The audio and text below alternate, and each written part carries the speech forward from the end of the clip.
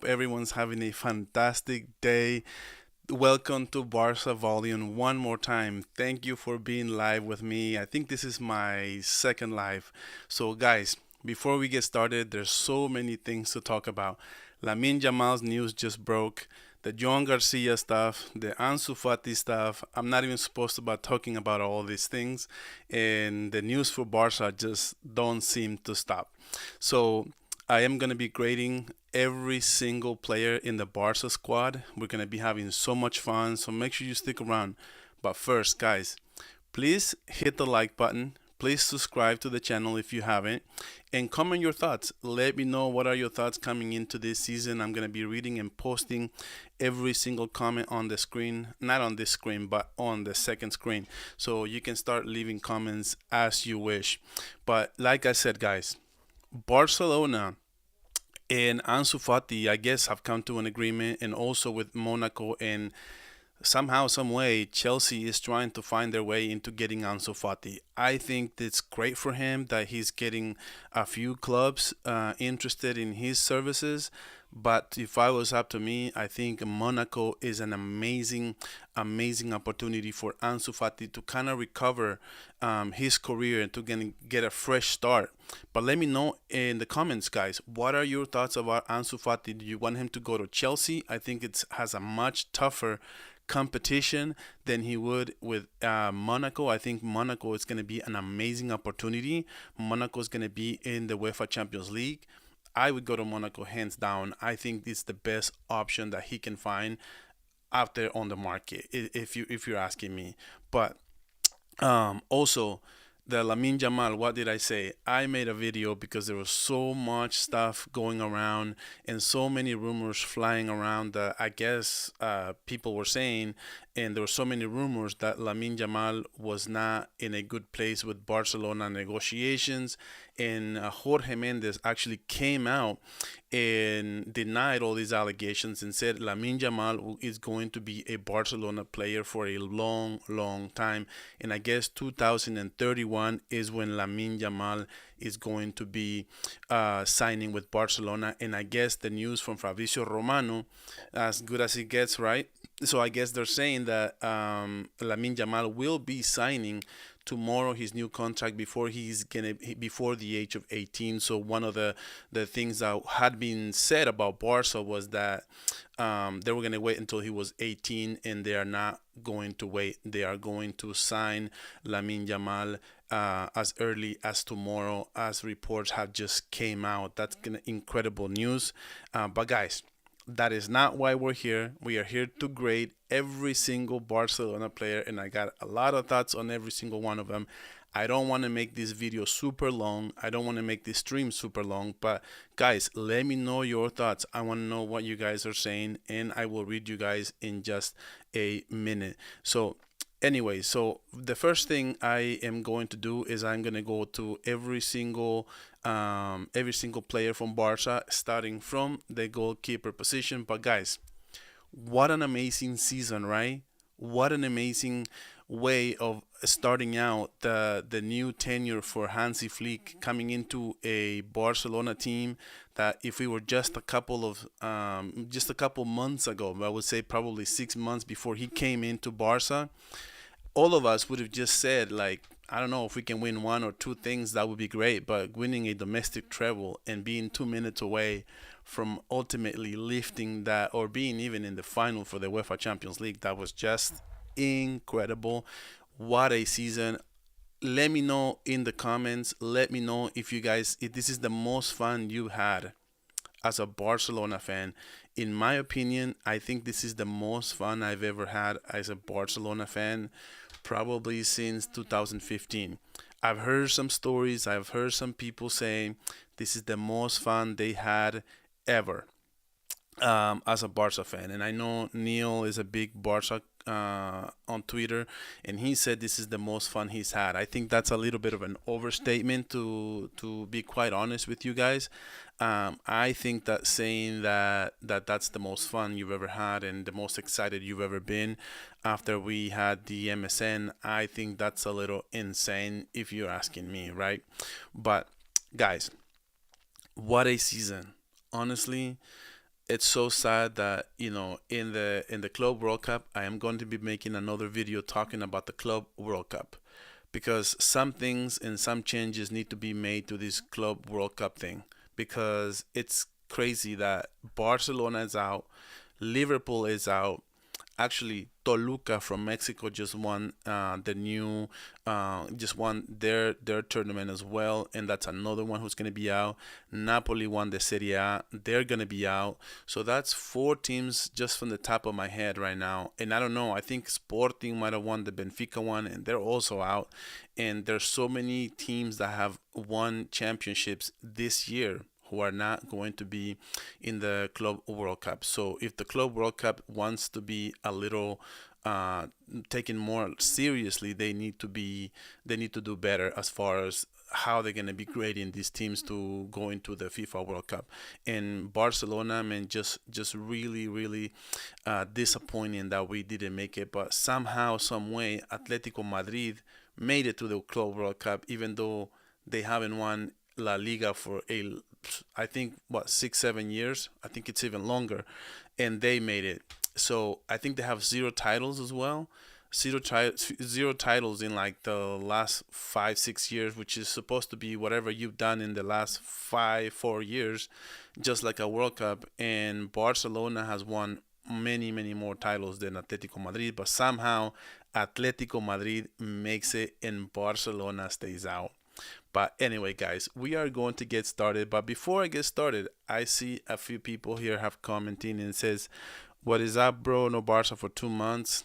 Yeah, that's a little unfortunate.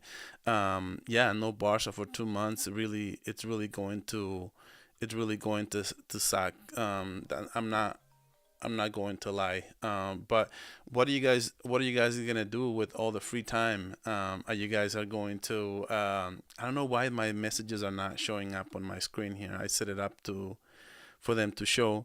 But yeah, so this other comment says it's good for our squad to rest. That is a great point. I think Real Madrid will have a little bit of a hard time.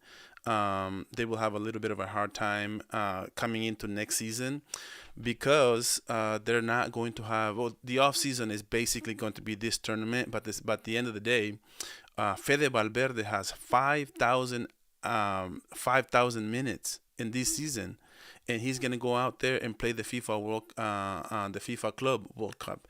So he's gonna be getting more playing minutes. So that's insane, and I think he just got injured as well. So I guess he's gonna make it in time, but at the end of the day, like he's still not 100%, and especially playing even more minutes. So that is something to be said about that. And Barcelona will be playing some friendly games and things like that. Before we move on to the end season grades, I want to give some shout outs to the people who actually take the time and comment.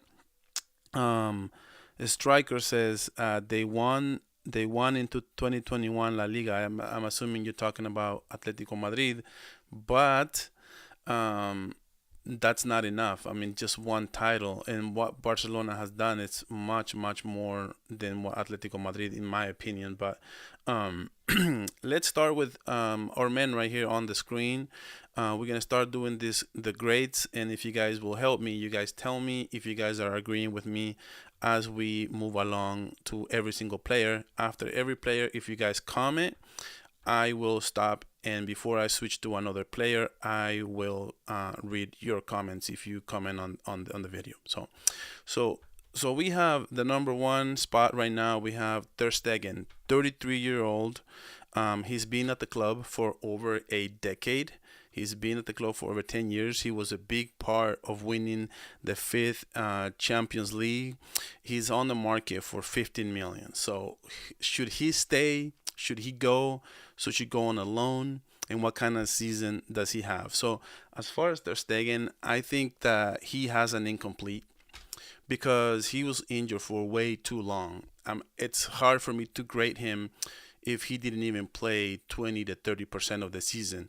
I think that, in my opinion, that Ter Stegen needs to go. I mean, that's 15 million that we will be offloading according to the fair play and guidelines and all that. I think that's good, right? That is good money that we can save in putting it into towards another player, like for say, like maybe John Garcia.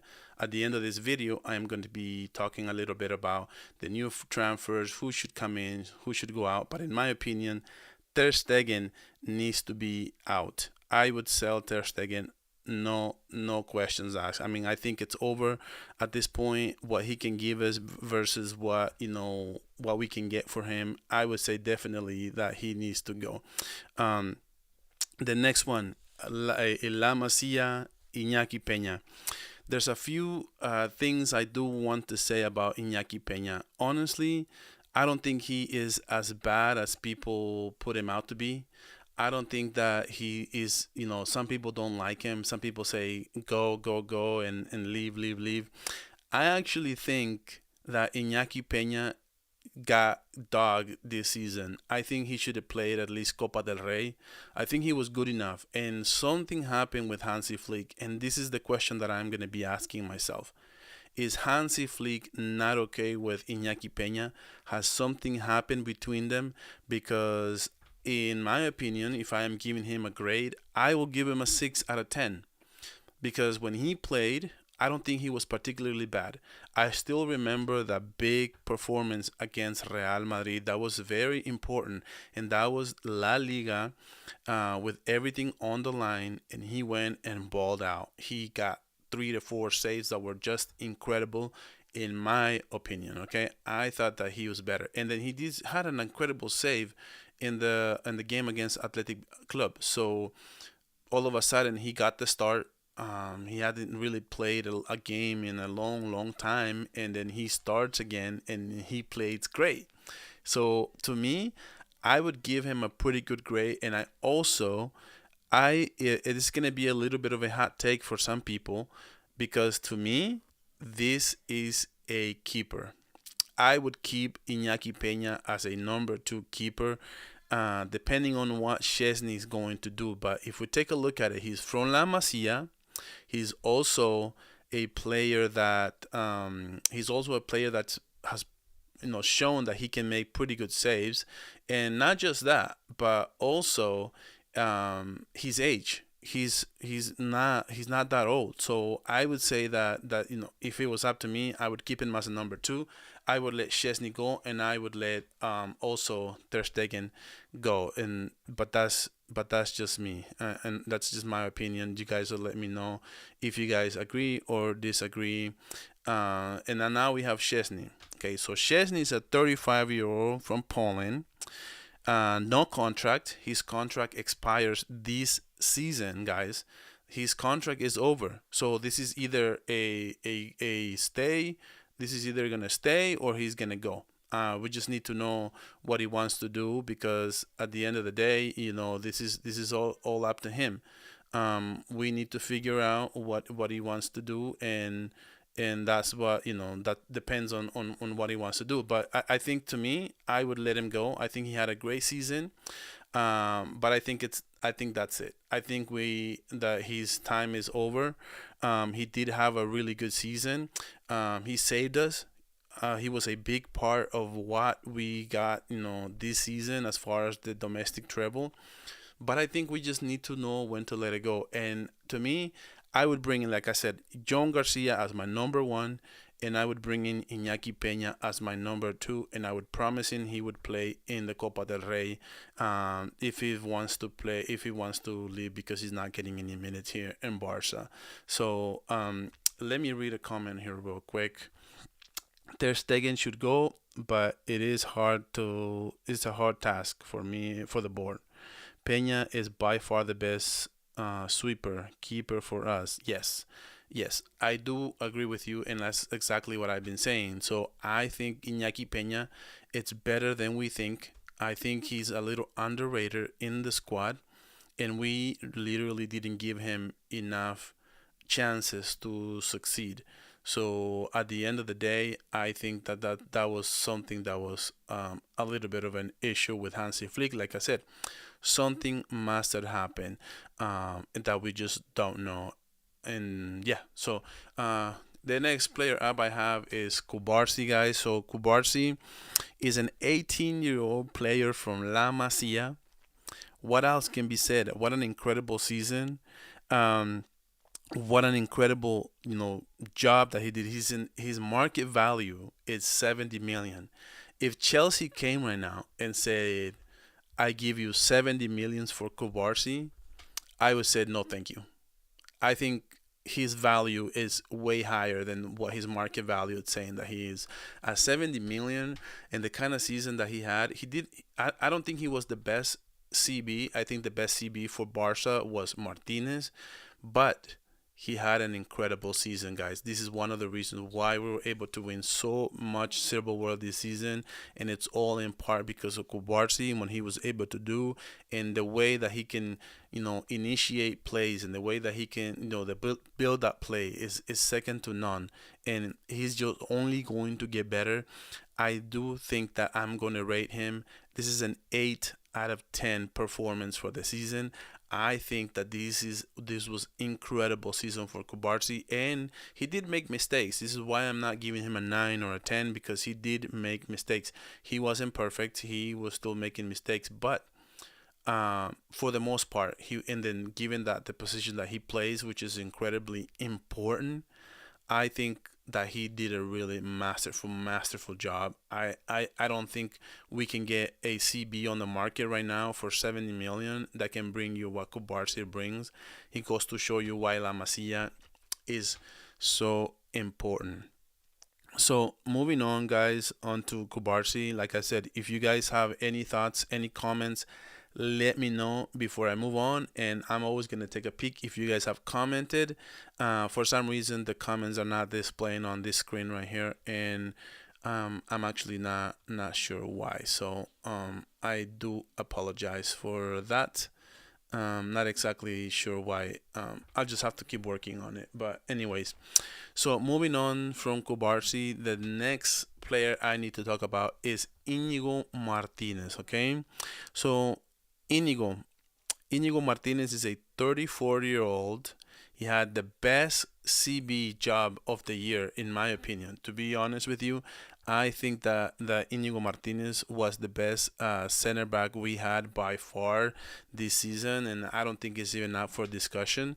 And to be quite honest with you, he's the only issue with me is that he's a 34-year-old player and that his contract runs out next season. So Inigo Martinez is going to be gone next season. And what I would do is, you know what? I'm not even going to renew it. I'm not even going to say, I'm just going to keep his contract. I don't think it, this might be a little bit of a hot take too. People will say, no, you gotta renew him and this and that. You gotta think of it like a front office move, right? So you gotta take age into account. Even though he had a best season, probably his prime, this is probably his best season ever. But he is 34 years old. He did have had a few injuries, and I would say, you know what? I'm just gonna play your contract out. I'm just gonna play it, and just being honest, I think if we just play it out, we should just see what next season brings. And if he has another season like this one, he definitely has earned the next two, maybe next 2 years on another contract, and pay him with a big raise or something like that. You can compensate it that way. This is what I would do if it was me. Um, our Lion, yes, yes. This is IMH98. It says our Lion, and I do agree. I think he was the best by far. He was. I don't think he. There's so many things to say. Like even that game against Inter. Like if we had Balde, we would be in the UEFA Champions League final. But also, so many things have to happen. This is why luck is part of the game. If we had Inigo Martinez healthy the whole game, we don't have to sub him out, and he stays in that game. If he stays in that game, I bet you 100%, 100% that 3-3 tying goal at the end of the game, it doesn't happen because Inigo Martinez would have been in front of that guy, and I don't think HCB would have beat Inigo Martinez. I think that's how unlucky we were in the UEFA Champions League semifinals, and I think that's just how lucky Inter Milan was. at the end of the day. But yeah, let's move on and see who we have next. So we have Christensen, guys. Christensen. Oh my God, do I got some thoughts on Christensen? So Christensen, a 29-year-old CB. He only played 4 games this season. He played great. He played incredible. He's 15 million as a market value, and I would also grade him as an incomplete because he didn't play that many games.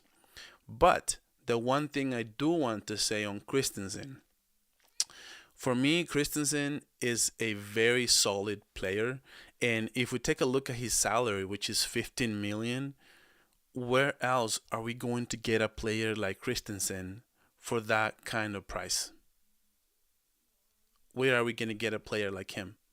I don't think we're going to be able to get someone like Christensen for 15 million to do the things that he does. His speed, his build up play, he's so solid, he's so experienced. He has played even in a UEFA Champions League final with Chelsea. So he has all the experience you could ever ask from a player.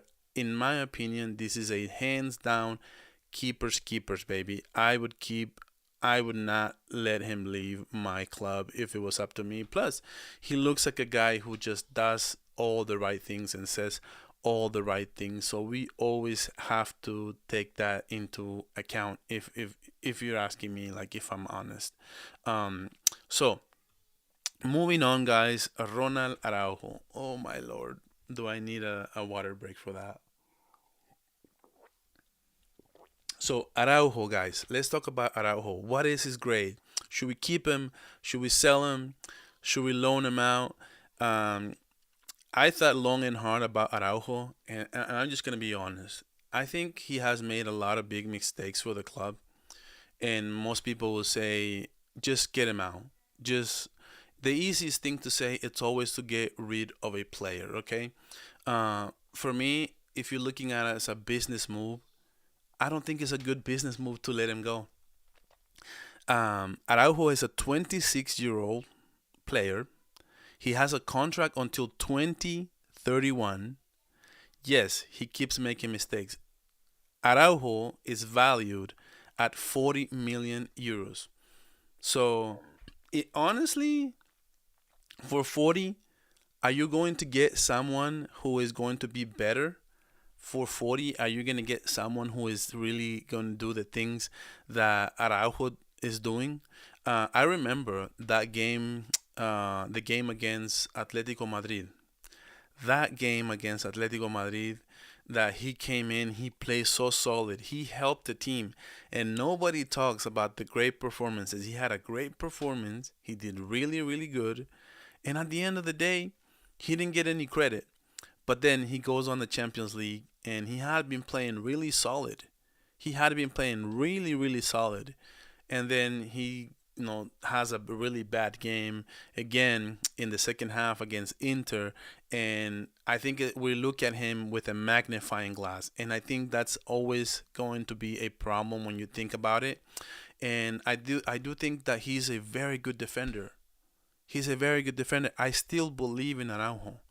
But it's crazy to me that we have to just say that he needs to be gone and he needs to be sold. I do think that we need to consider. I would say maybe if he has another bad season, but honestly, it was up to me. I would keep him just because of the price.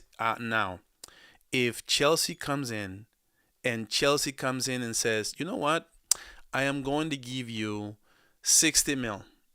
I'm gonna give you 60 mil, or maybe Atletico Madrid comes in and says, I want to exchange Julian Alvarez in somehow, some way. Give me some money, give me Araujo, give me Lenglet, and things like that. I would say, okay, you know what? You're right. We can sell it, but I wouldn't just get rid of a 40 million player who can give you the kind of speed, the kind of defense. And I know he's mistake prone, but at the same time, I would say keep him. I want to see what you guys are saying real quick. Shane Mecca says he's not a winner.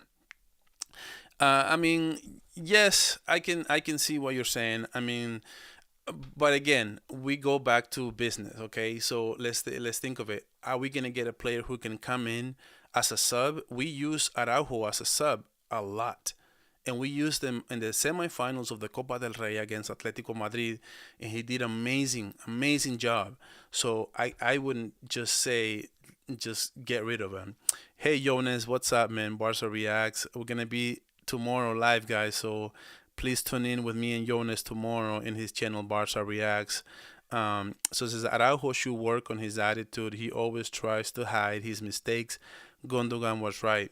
Yes, Gondogan showed us that he was right when he criticized Araujo. And you have to take accountability, and I think that's when Araujo fails. Accountability. This is why I don't mind the mistakes so much. I know mistakes happen. We're humans. We make mistakes. But at the end of the day, are you accountable? Are you coming out and saying, that was my mistake, that was my bad? I'll take it. But he's not taking it. He's not saying those kinds of things. So that's what I don't like. I wouldn't mind selling it for the right price, but if no offers come in, I would just keep him, right? So that's what I would do. So NJ, what's up, man? How's it going, man? Zeno de Blas from Sporting is actually a good player if we sell Araujo. Yeah. I actually agree with you. I think he's a good option. But like I said, we have Christensen. We don't have any CBs that we need right now. So to me, this is why I would keep Araujo, especially if there's other clubs that are going to come out and say that I'm interested. We want to send the message that we are not selling him. So for me, I would say he's not for sale. If you want him, give me a profit. Right now, he's worth 40. If somebody can come in and say, I'll give you 55, I'll give you 60, yeah, take him. No brainer. So it says, I give Araujo one more year. Exactly, man. That's my guy. That's what I'm saying. One more year. Ter Stegen, on the other hand, he's giving a bad. Yeah. So Ter Stegen is kind of what I said if you weren't here at the beginning. So that's kind of what I said. I said, you know what? I'm letting go of Ter Stegen, and I am keeping Araujo one more year. I want to see what Araujo can do, and I'm also giving him confidence by keeping him one more year and saying, you know what, you just signed a contract. We believe in you. I know the fans are upset, but I believe in you, and ultimately that's what a player needs sometimes. So that's always good, right? Losers never take accountability. Where's improvement from PSG? Yeah. I totally agree with you, and this is why I'm giving Araujo a lot of time, because a lot of people have just so many thoughts on Araujo. Guys, before I keep going, please like the stream. That helps other people to connect with the stream, and yeah. So we're gonna keep going. Now that we have Araujo out of the way, so to me, like I said, guys, I would a letter grade that I would give him. I think I skipped that part. So I would give Araujo, I would say I'll give him a 6 out of 10. I do think that he contributed to all the silverware that we won. Some players contribute more, some players contribute less, but I do give Araujo a 6 out of 10, and that's a lot for most Barca fans out there. Eric Garcia, guys. So Eric Garcia, man, I run out of good things to say about Eric Garcia. What a stud, what a player, so consistent. And all you can ask from a player is to give you the same thing every week. And if there's a player that will give you the same thing every week, it's going to be Eric Garcia. Guys, how many times have we said Dani Olmo, he's so good for us to be on the next level. We need Dani Olmo, but he's never there. And in one game, he'll score a great goal. And then another game, he'll just ghost and won't have a good game. And when you have a player like Eric Garcia that can give you, he's on contract until 2026. I'm just going to be honest. For how good he's been covering for Koundé, I'm giving Eric Garcia a renewal. I am giving Eric Garcia a renewal. We have him under contract until next year, 2026, but I would try to renew Eric Garcia maybe until at least 2027 or 2028. He's such a stud. We can use him on the pivot. We can use him as a right back. We can use him as a CB. There's so many things, and he just plays great everywhere he plays, guys. We don't need a right back. uh, to come into the squad this season. He is the guy who needs to be there for the club. I would keep him 100%. I mean, somebody would have to come in and give me a lot of money to get rid of this stud right now. I'm just gonna be really honest. One of my like favorite players this season. I'm just gonna put it like that. Um, but yeah, so I think most people would agree. I don't think people would disagree with Eddie Garcia. I think he's just such a stud, on and off the pitch as well. So that's always a good thing. So my man Balde, I I can only say right now players that could be better than him could be what that I'm not saying they are, but I'm saying they could because he to me Balde is the best player in his position in the world. Like I'm just gonna say it. But there are players like Louis Kelly. I would say Nuno Mendes. That are really good, great players. That somebody, because PSG can say Nuno Mendes is better than him. Okay, I see it. But any other player, hands down, my man right here, Balde. So Balde is. Let me see if I have his notes real quick. Yeah, Balde is a 21-year-old player. He's valued at 60 mil. He's on contract until 2028. So we don't even need to negotiate. We don't even need to talk about any. He's just a keeper. He's gonna be staying in the club for a while. We don't even need to talk about any contract thing. So I would say definitely keep him. But as a letter grade for Balde, man, oh my gosh, I think injuries are part of you being available for your club as well. I will take that into account because I would give him a 10 out of 10 if I could. But we needed you in that semifinal against Inter, and unfortunately, you weren't available. So I'm gonna give you an 8 out of 10, and mostly because you were injured, not because of your abilities, not because you failed to deliver.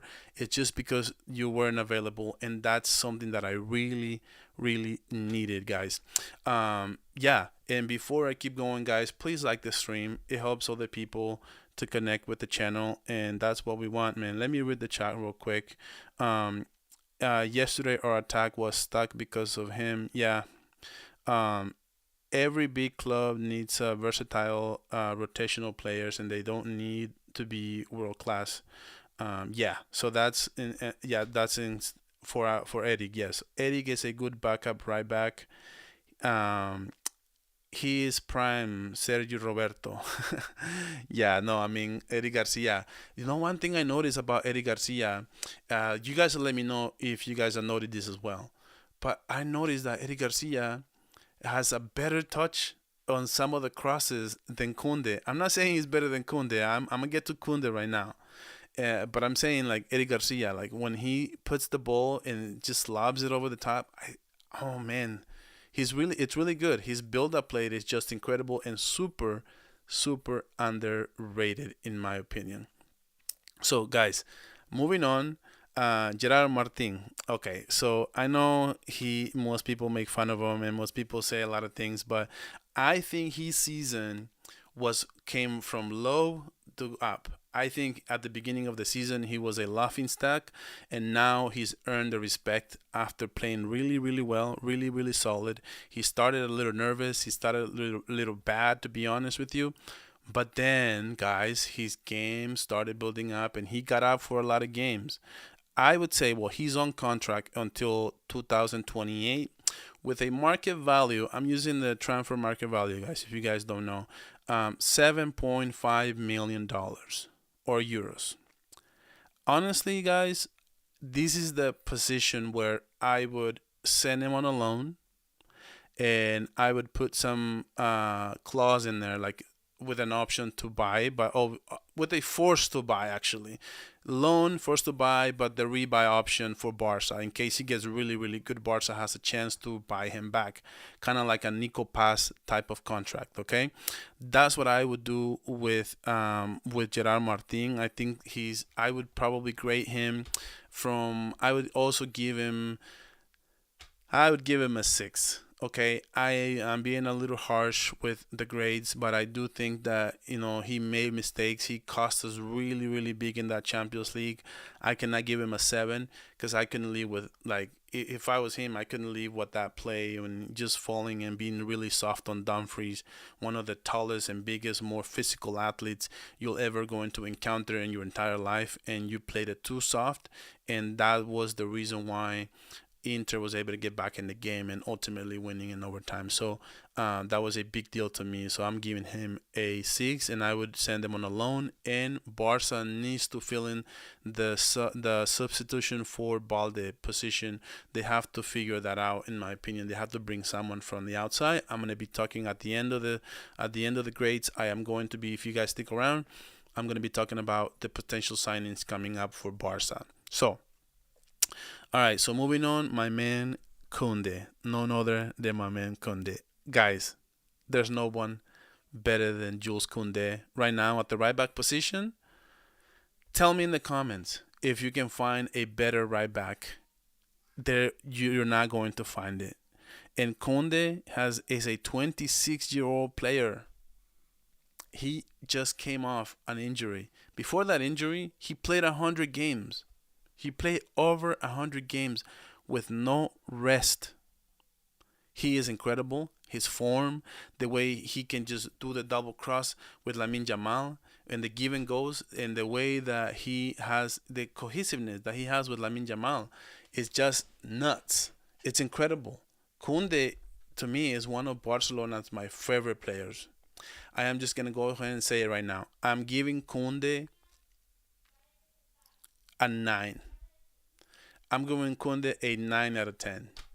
I think he had a great season. I think he had an incredible season. And the only reason I don't give a 10 is the same reason I didn't give a 9 to Balde. Because when we needed him against Inter, he wasn't there. And just how lucky was Inter that we didn't have our full squad. We didn't have our right back. We didn't have our left back. And we were still there, man, within 2 minutes, 3-2. This team is incredible. And I can't believe we just couldn't have Kunde for this game. And it was just such a blow, such a blow. It just blows my mind how lucky they were. And to me, we need to renew him now, guys. We need to renew Kunde right now. He's on contract until next year. And if we don't renew him, actually, he's on contract until 2027. So I will still renew him until 2028, 2029. Give him a big contract. Give him a Araujo contract. Because Araujo is going to be is in contract until 2031. That's the kind of assurance we need from Kunde. We need him to stay at Barca, and I would definitely keep him and try to renew him this season. Hector Ford, guys. So Hector Ford is gonna be a little bit like Gerard Martin. It's an 18-year-old player. He's on contract until next year. I would send him. Actually, no. I was gonna say send him on a loan, but you can't loan him out because he's on contract until next year. So if you loan him out, he's gonna leave for free. So it has to be a loan with the force to buy option. Because otherwise, what are you gonna do? Like, you can do anything. Like, you gotta loan him out or sell him, just straight out. Because I mean, he's young and his contract expires next year. So, just real quick, so let's say Martin is going. So Shane Mecca says Martin is going to Como. Kunde has been quality though. He says Barca reacts, my man. Yeah. So, like I said, Hector Ford, guys, he needs to be on a loan, but to buy option, forced to buy, because otherwise we're not gonna make any money on him, and we need to. We just have to. So Casado, guys, keep. Casado, I am going to give Casado right now because he wasn't available, right? So we got to take the injury into account. I would say a 7 out of 10. and in big part was just because of the incredible form that Frankie De Jong was. But it was more to do about Frankie De Jong than it was to do with Casado. And the way he handled that, it was just incredible. Give me Casado any day of the week, celebrating with his friends on the street like he was just any other guy. That's my guy, man. That's my kind of people. 2028. So we have him on contract until 2028.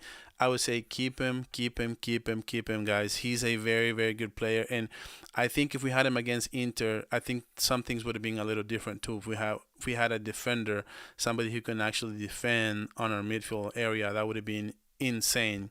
So yeah. So moving on, I think the next one will be Bernal, guys. I've seen a few other content creators from Barca saying that this is a sell and that this is a loan. I think that would be a huge mistake. Bernal is a 17-year-old player who basically has a contract until 2026. So guys, Bernal needs to be renewed like right now. Like, don't sell him, don't loan him out. There's, I think, Michi, who's really big Barca creator. He said loan him out. I'm like, bro, don't loan him out. Did you see him at the beginning of last season and the kind of ceiling that this team can bring with Bernal coming in? It's just it's just nuts. I would say, guys, we just I would just keep him, and I will also try to renew him. So, Bernal, I have a lot of hopes for him this season coming up, guys. So there's no way I want to see them. I don't want to see him playing for Betis or Valencia or somebody else. I want to see him wearing the red and blue shirt. So, guys, Bernal is a keeper, guys. I do believe that to my core. So Pedri Gonzalez, guys, this is you guys already know it. This is gonna be my first 10 out of 10 performance. It's Everybody was even putting on Twitter like the circle of life for Pedri Gonzalez, right? Have a good game, have a good game, and have a good game. Because that's literally what Pedri is. He's our quarterback. He is the glue that holds everything together. Without him, we lose so much control. We need to have Pedri for many, many more years. And in my opinion, he had an amazing game. And guys, shout out to him.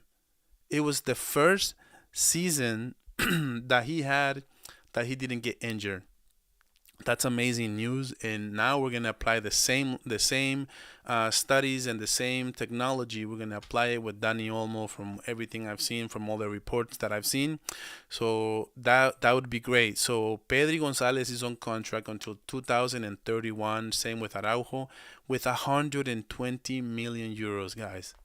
If somebody came in right now, if PSG came over and said, "Hey, I'll give you 120 for Pedri," I said, "Get the hell out of here, man."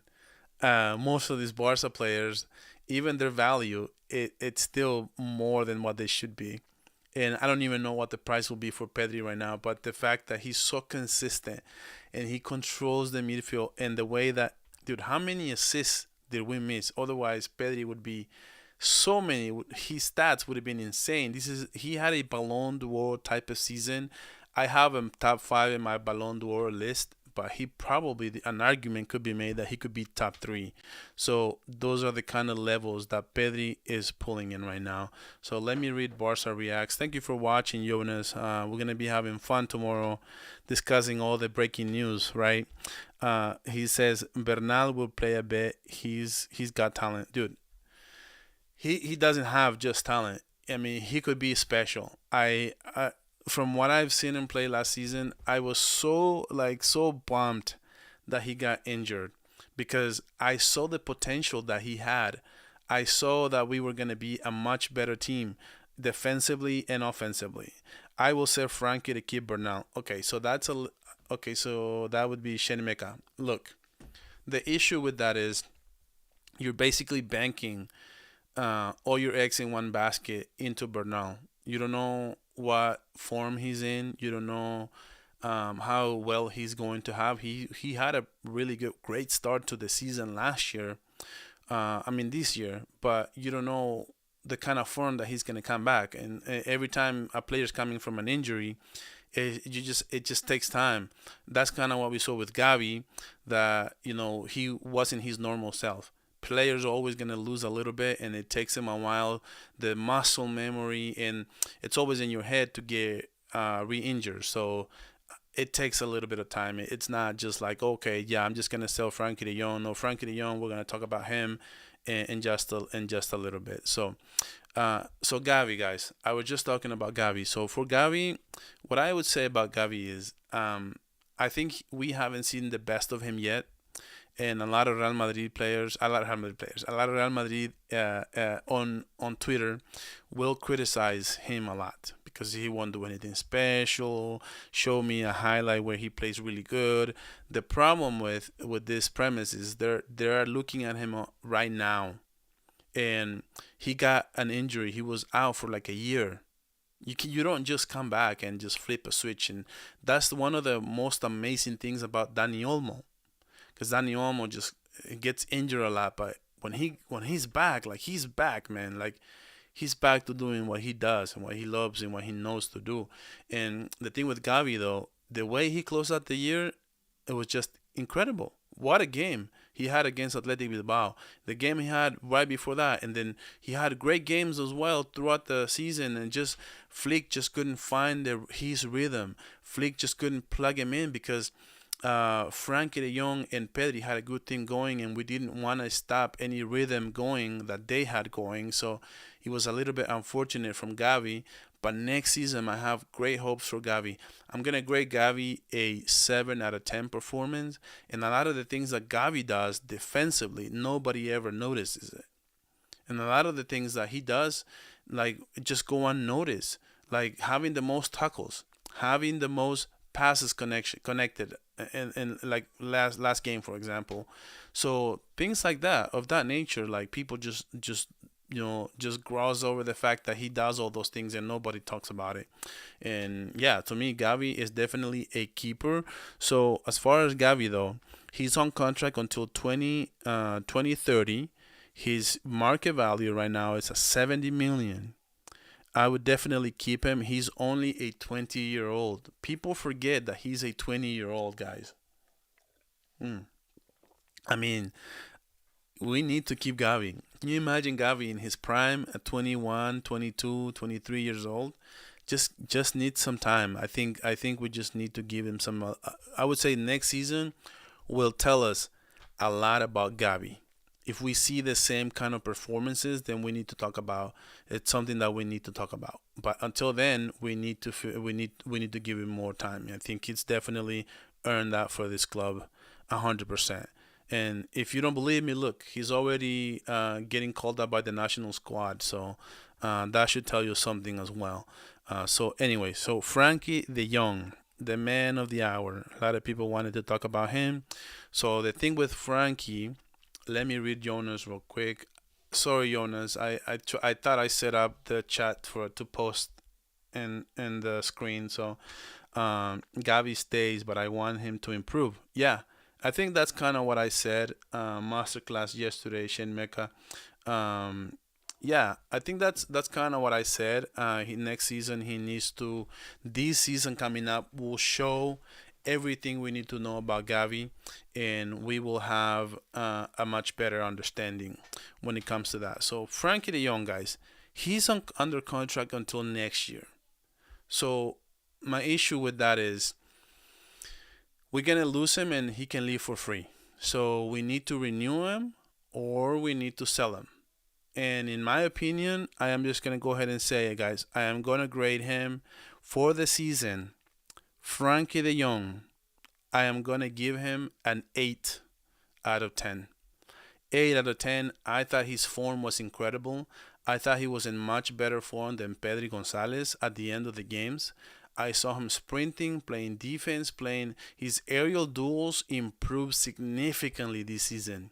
The second half of the season, I don't think he lost many aerial duels, which is just incredible for a midfielder of his kind of size and his kind of repertoire of abilities that he normally would have.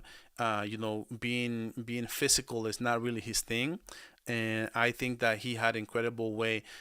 The way he's so clinical, the way he controls the midfield. to me, he's one of my favorite players for Barca, and is the reason, guys. When we are giving rest to Pedri, he is in charge. So we need to keep him. For me, he's a keeper, but not only a keeper, he needs to renew, and he needs to renew at a pay cut.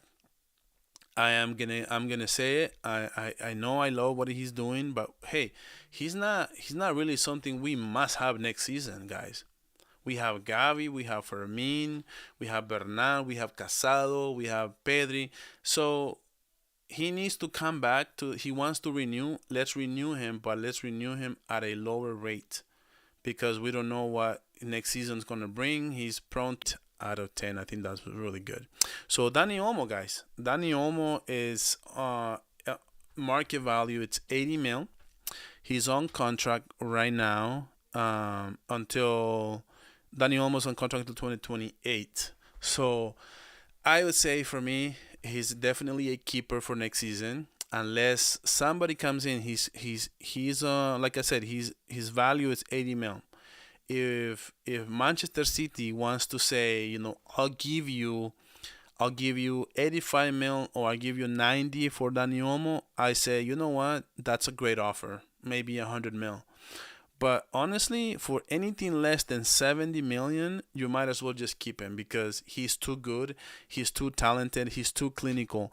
And Dani Olmo, I am going to grade him. It's going to be interesting.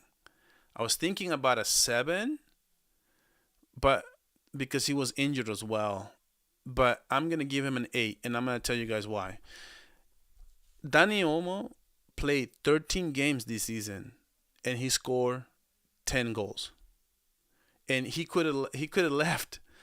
He came to the club with no guarantees. He could have left, and he is getting criticized as well. And I think that Dani Olmo loves this club more than anything because he could have left for free at mid-season, and he waited. He never complained. Because of that, it's going to offset all the injuries, and I'm gonna keep him at an 8 because he still scored 10 goals in 13 games. That is what we need him. We need him to attack the box. We need him to attack the space, to create, to connect with the front three, and he did that. I think that we can try to apply the same technology we did with Pedri, right? And try to see if we can kind of keep him healthy for a full season. And I think Dani Olmo has a lot of things to give the club. I really believe in Dani Olmo. I am not going to let him go unless I'm making a profit on him. So that's just to me, and plain and simple, what I would do. Guys, please do me a favor. There's 11 of you watching. If you haven't liked the stream, please like the stream. That really helps me. Striker says, I think Fermin is better than Olmo. Okay, I'm gonna get to Fermin. Bernal, Gavi, Casado, slide on that ball and box from Dumfries. Yeah, they would have. Yeah, and then Jonas says, smash the likes. Yeah, smash the like, guys, please, please, please. So let's get into. I think the next one will be Fermin. So I'll answer that question. Fermin, okay. Fermin Lopez is a 22-year-old player, so he's getting close to his prime. If I should say, he's getting close to his prime. $50 million is his market value right now, but he's on contract until 2029. He's definitely a keeper, but as a grade for this season, the way he closed it out, and given the fact that he hasn't gotten consistent playing time, I'm gonna give Fermin Lopez also an 8 out of 10 season because he was very, very good when given the chance. Remember the Valencia performance. I remember the Madrid performance in the second half. Even the Atletico Bilbao. If you wanna go back just one game, he had an assist. Played really well, really well. His electricity. He's so good. He has so much force. He plays with so much energy, guys. I love me some Fermin Lopez. I think I consider myself one of best Fermin fans. I'm just gonna go ahead and say it. And to me, like I said, I said it on my reaction videos. Fermin, before he started, because he closed out the year with, like, I think five straight GAs or something, because I think he scored 3 goals, and then the last 2 games were assists, and then the second to last was a goal. I think the incredible form that he closed the season on.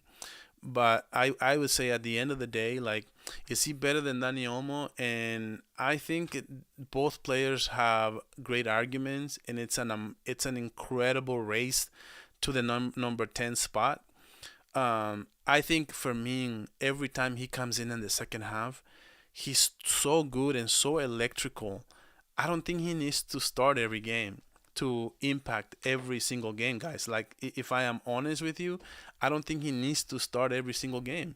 For him to do what he does, it's perfect. He's like a golden option that we have on the bench. And there's no shame of being on the bench for a Barcelona team. And if you can come in and give me 30 great minutes, I mean, that is just the world to me. And to have a player like that in Fermin, to me, he's definitely a keeper. Um, Fermin just needs to be more consistent. And this is one of the things that I said. I mean, I said Fermin just needs to keep the ball in just keep the shot on target, because his shots are insane. They're so great, but he just needs to be on target.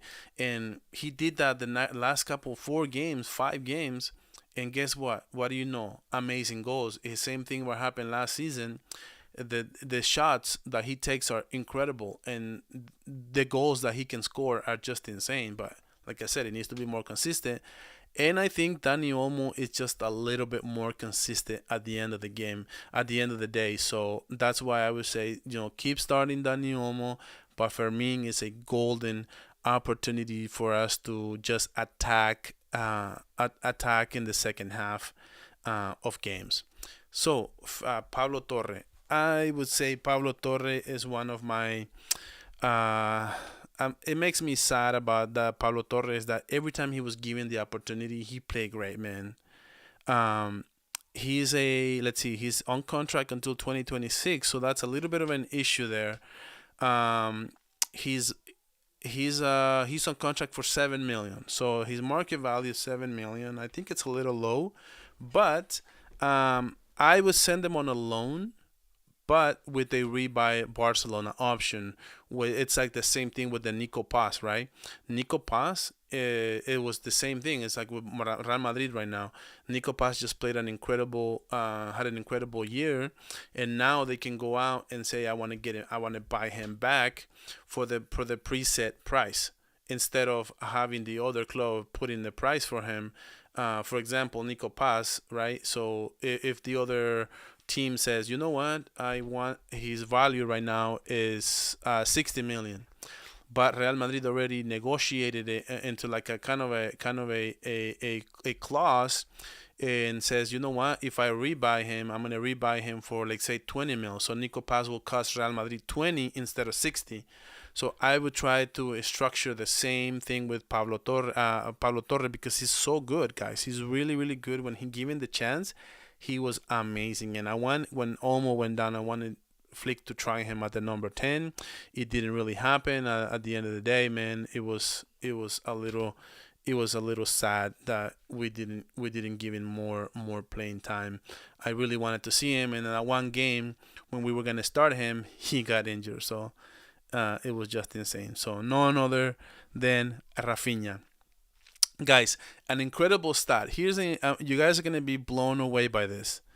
Here's an incredible stat about Rafinha.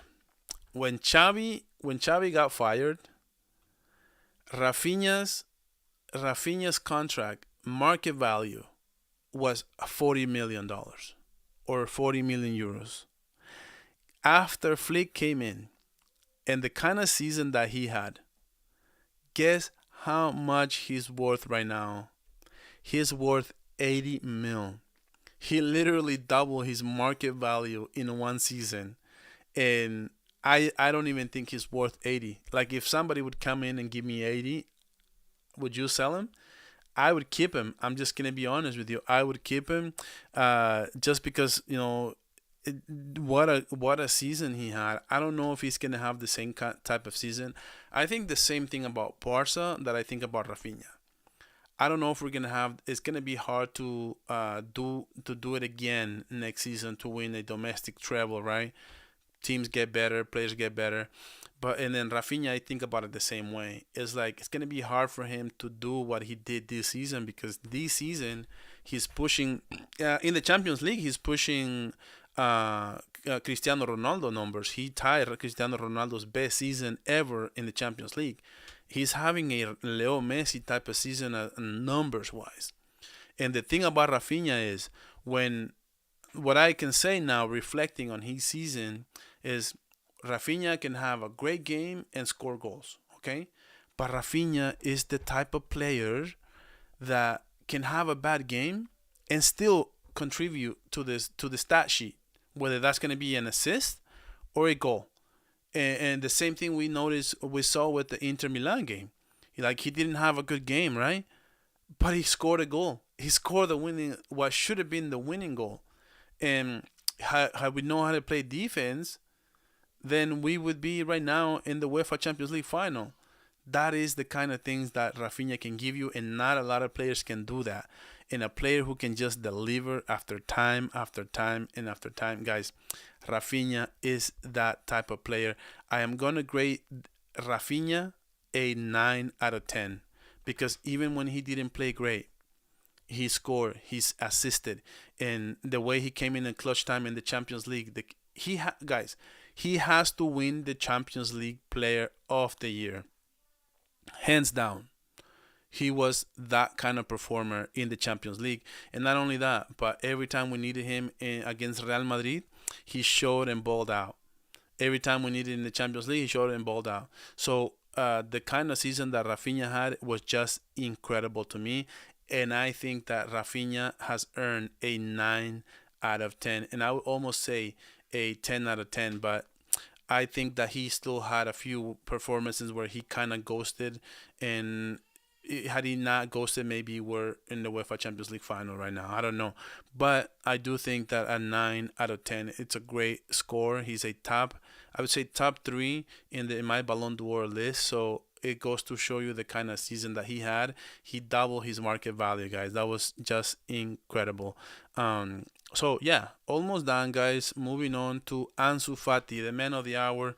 I guess Monaco is basically a done deal, but then Chelsea's having a last minute race for him, and they want to get his services. But I hope that he goes to Monaco. Monaco is so much better, less competition, and it's a spot that he can excuse me, that he can easily be the starter for this team in my opinion. So Ansu Fati for 17 million, his market value. I would try to sell him, but it looks like he's gonna go on a loan. But at least we're offloading 17 mil from the fair play amount. That is a big deal towards signing other players like Joan Garcia or maybe Rashford. So I would say offloading the 17 mil is a big deal. Ansu Fati must go definitely. I would say sell him, but it looks like the squad, the team, and the office wants to loan him out just to get him off our hands. So I guess loan it is. Um, Again, so Lamine Yamal, guys. I mean, what am I gonna say? I can't say 6. This is definitely a 10 out of 10 season. And like I said, if you go and look in my channel, I made a video about Ballon d'Or, and to me, I'm giving it to Lamine Yamal, and in big part is because when we needed him the most, he was so clutch, and that's what I needed. When I said clutch, I mean performance wise. When you need him to do something, to pass it, to create. And that's kind of what I was missing to with Rafinha. That at times was like, dude, where are you? I couldn't find you when we needed you against Inter Milan on the left flank, and Lamine Yamal was there, man. If you need somebody who needs to create something, Lamine Yamal is that guy this season.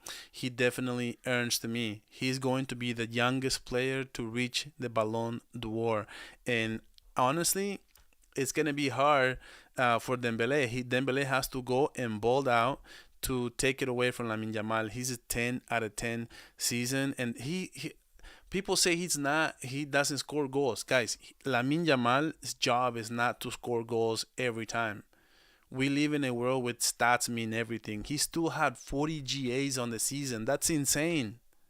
For a player that we think that it doesn't show on the stat sheet what he should, and you sit there and say, well, he had 40 GAs. It's like what, 13 goals and like 28 30 assists. That was insane. And how many assists did Rafinha missed down the stretch? So many of them. And just hands down, people stopped saying he's 17 years old and just started saying he's the best player in the world, because he is. And that's the kind of season that he had with Barca, scoring those goals against Real Madrid, the Super Cup when Mbappe had put that game 1-0. Who came in clutch time? It was Lamine Yamal with an individual performance and scoring that banger against Courtois. And that's all she wrote, man. We came back in that game like an avalanche, and it was thanks to the spark from Lamine Yamal. Same thing he did against Inter. We were down 2-0. Who comes in? Lamine Yamal. Incredible banger in front of 5, 6 defenders. It was just incredible.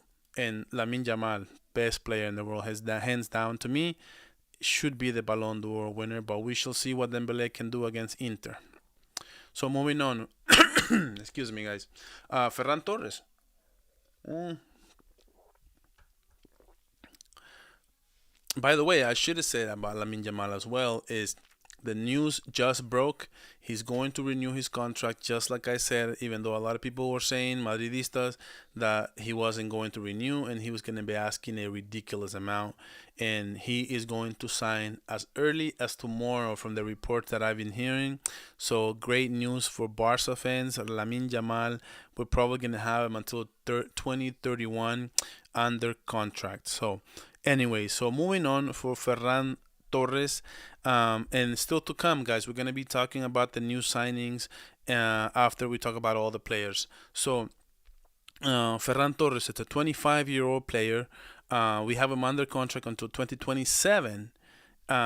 It's reported that his market value is 28 million, and 28 million, and I think Aston Villa is trying to come in with an offer of 45 to 50 million. So do we keep him? Do we sell him? What kind of grade? So I am giving Ferran Torres on this season, I'm giving Ferran Torres an 8.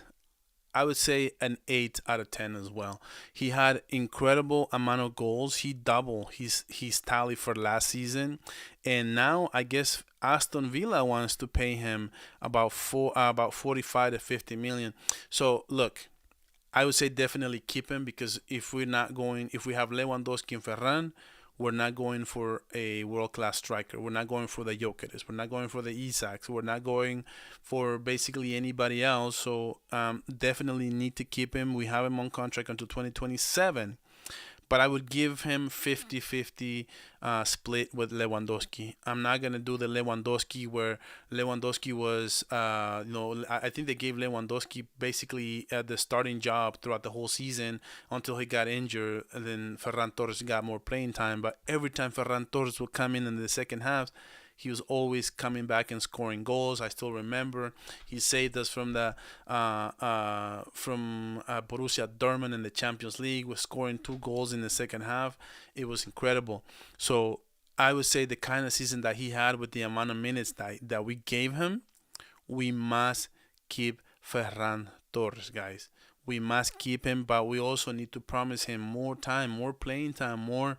We need to put that trust into his name and just more, because last season we didn't get it, and I think Lewandowski next season I would say he shouldn't start every single game. I think it's just gonna be he's just close to retirement more and more in my opinion. Okay, so that was as far as Ferran Torres, and now we're gonna talk about Lewandowski, guys. So Lewandowski, okay, given his age and given the fact that he got his 100th goal for Barca, And okay, so let me read it. Shane Mecca, Pablo to Como, bro.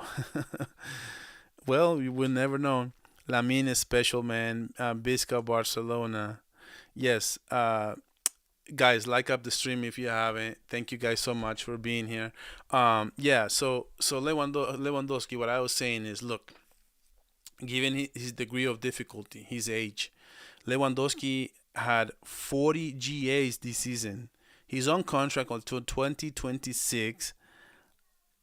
I would say definitely we need to keep him for one more season. He earned it fair and square. He's here, guys. 40 GAs. He fight for the Pichichi. Maybe he doesn't get injured for that month and a half. Maybe right now we'll be talking about him winning the Pichichi at 36. He reached his 100th goal with Barca with three different teams. All he does is score.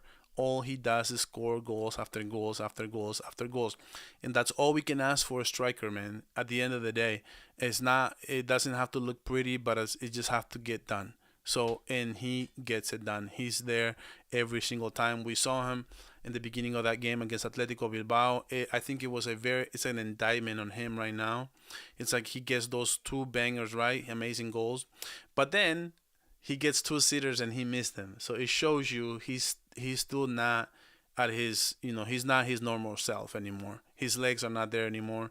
In the second half, he just wasn't the same. We didn't sub him out because he was still fighting for the Pichichi, but at the end of the day, great first half. And I think it's the same thing right now with Dani Olmo and Fermin. One comes in as a starter. Second half, I need to see the other one. And that's kind of what we have as a number 9 spot right now. First half, you want to start Lewandowski? Fine, start him. But in the second half, we need to see more Ferran Torres, and if it needs to start at the beginning of the second half, it's even better. And so I would definitely keep him until his contract runs out, but I just wouldn't renew him or sell him for that matter if we're not bringing anybody else. So last but not least, guys, we need to talk about as far as the letter grade, yeah. So letter grade, I'm giving Lewandowski a 9 out of 10. And I'm giving him a 9 because he got the job done. At the beginning of the season, we would have asked him, okay, can you score 36 goals in La Liga? Okay, I got you. Can you score 40 GAs at the end of the season? And he's given us that. And it doesn't even know, we don't even care how it comes. We don't even care how it looks as long as it gets done. And he did that. So I would definitely give him a 9 out of 10, but I don't think he's going to be nowhere near that next season. So like I said, last but not least, and then I'm going to talk a little bit about the transfer news. And last but not least will be Pau Victor with a market value of 5 mil, guys. 5 mil is his market value right now. And what I would say about that is I would send him on a loan and with a rebuy option, kind of like the same thing that I've been explaining, the Nico Pass contract, where you can get him back. Or this is what I would do. I would loan him out for, say, maybe Betis, or maybe not Betis because they're playing incredibly well right now. Maybe I would send Pau Victor to Real Sociedad, for example. If they can have him for a loan, 5 million, and then he can double his market value if he balls out for Real Sociedad, and then we can sell him to, say, Chelsea's of the world, to, say, PSG, to, say, somebody else we can double or triple. This is what smart clubs do. They'll send these players on loans, and then when they ball out, then increases their market value from 5 million right now. It's 5 million euros. And that increases him to like maybe 30, 35, even 40, because he balls out, and then we can sell it to Chelsea or sell it to somebody else who's willing to pay that kind of money. So Jonas says, I send him on a loan. Exactly. Yeah, we gotta send him on loan and see what we can get for him, and in the future we can build up from whatever. If he balls out, he's got a lot of potential in my opinion. I would give him an incomplete as a grade, because at the end of the day, I don't think Flick gave him enough time for us to consider. So guys, thank you for sticking around. I hope you guys enjoyed all the grades. I'm just gonna give a few minutes to a few signings that I want to talk about. And I'm gonna start with the John Garcia thing. Like, guys, the fact that the news broke yesterday that Barcelona was interested in John Garcia, and then the things they put us through as fans is like, not only it breaks that they are going for John Garcia, but then they go out and say that they're planning to send him on a loan. What kind of report is that? And it's the most Barca thing as a front office that you'll ever hear. Dude, I followed this club for so many years, and I love this club deep in my heart. And but they always put me through these frustrating things that I just don't understand where they come from. And why are we getting John Garcia, and then let's say we incorporate him, right? We put in John Garcia, now we have Chesney, now we have Ter Stegen, and we have Iñaki Peña, and then we were planning to send them to Valencia for him to just ball out over there, and we're sending the best keeper that we have in our roster, which is John Garcia. It's like, it doesn't make any sense. Why is the report came out?